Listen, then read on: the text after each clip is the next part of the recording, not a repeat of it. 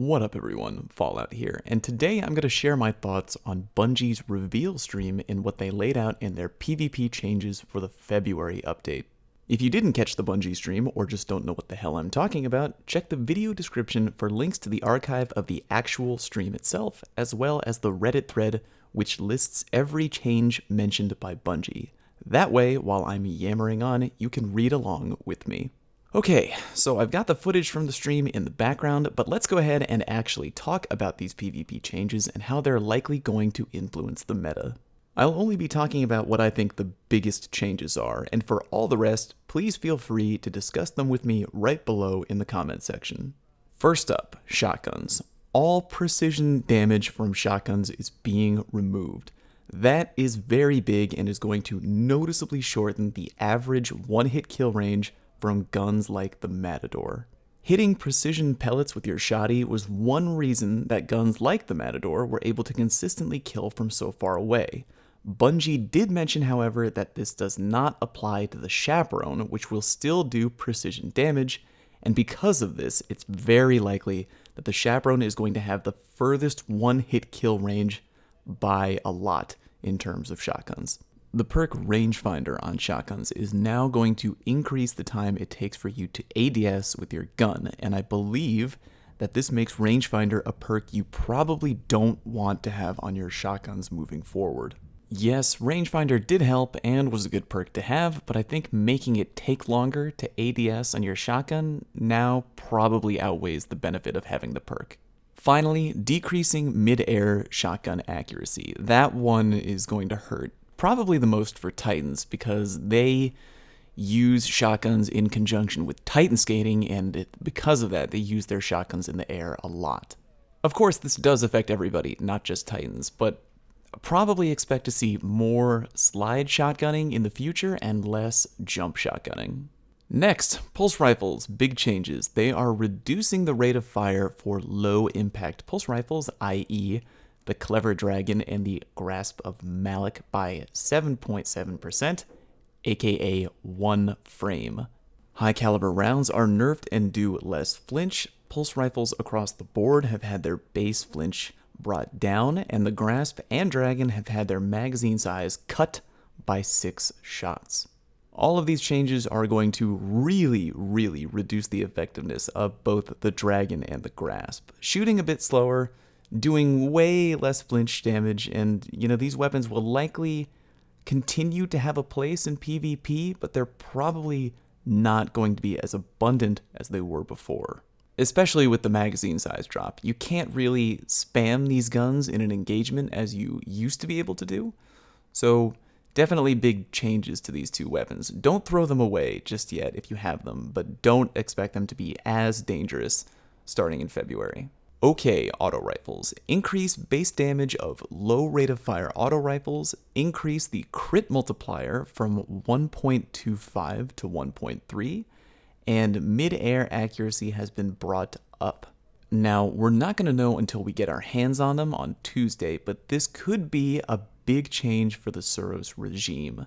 Keep an eye on that. Make sure it's one of your guns that you bring into the Crucible on Tuesday when everyone is trying to figure out the new meta, because it could very well be a higher tier gun than it was before. Hand cannons. Here is definitely the biggest change. Significantly increased initial first shot accuracy. It's being brought back to the original year 1 values. Now, before you jump for joy and say, oh yeah, Bloom is gone, Bloom is dead, that is not what they are saying. Reread it. Initial first shot accuracy. First shot. Meaning that Bloom is still in the game and will be there when you spam your shots too quick, but for the first shot, or when you pace your shots, the accuracy is going to be dead on. The base range of hand cannons has been cut by 5 meters, which is going to affect your damage drop-off point. So with these changes in mind, hand cannons are still going to be good going forward. You just have to make sure to get the most out of them that you're using them within their effective range, which is medium to close range, probably going to be around 30 to 28 meters or so. If you're running max range, that is. Changes to special ammo. Alright, this is a really really big change, so get ready. Players begin the game with special ammo like normal, but when you die, you now lose all your special ammo upon your death. In Trials of Osiris, it has been confirmed by Derek Carroll from Bungie that after round 1, you will spawn in every following round with no special ammo, even if you lived at the end of round 1.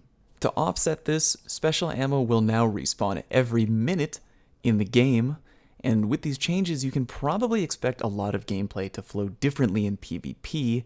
Mainly, there's likely going to be a lot of snowballing, aka situations where you manage to live and keep your special ammo while killing the enemy team, and then you can push them a little harder than you normally would on the respawn, knowing that they now don't have any special ammo to fight back with, but you do.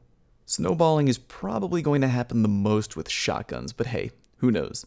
I should mention that this ammo change does not affect sidearms, doesn't affect Icebreaker or Invective, so we might see an increase in usage for the Trespasser, which is the king of sidearms in my opinion. Time will tell.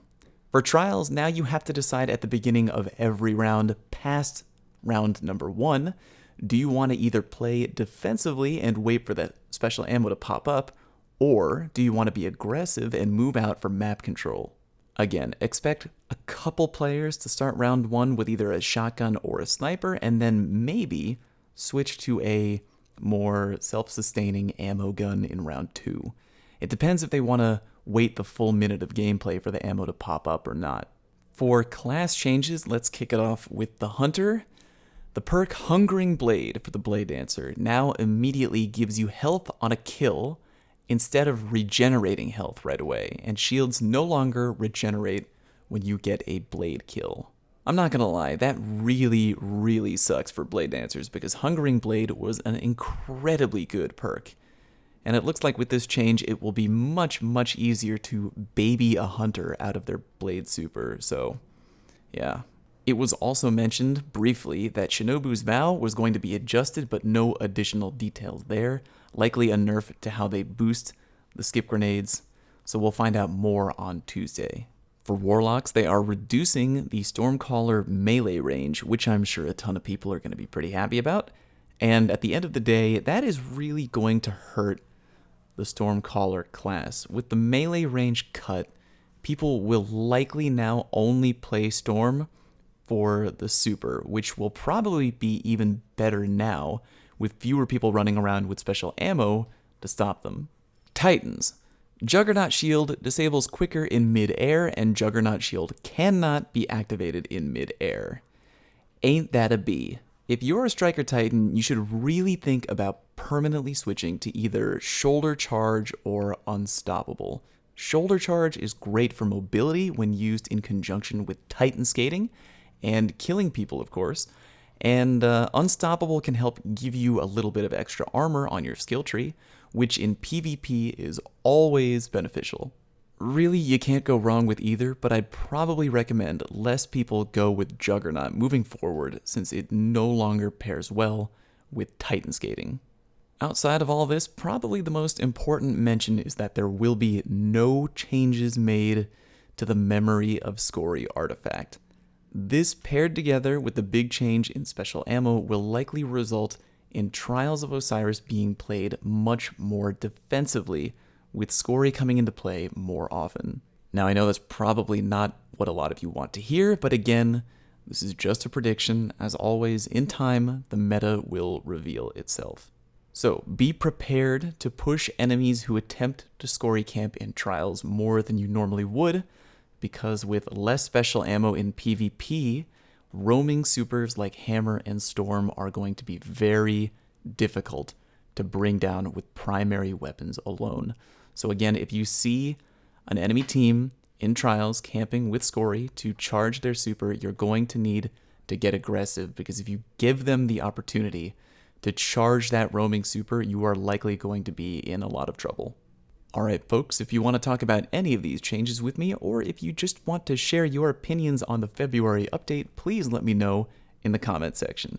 Don't forget to subscribe for additional content and to support the channel. It is always appreciated by me.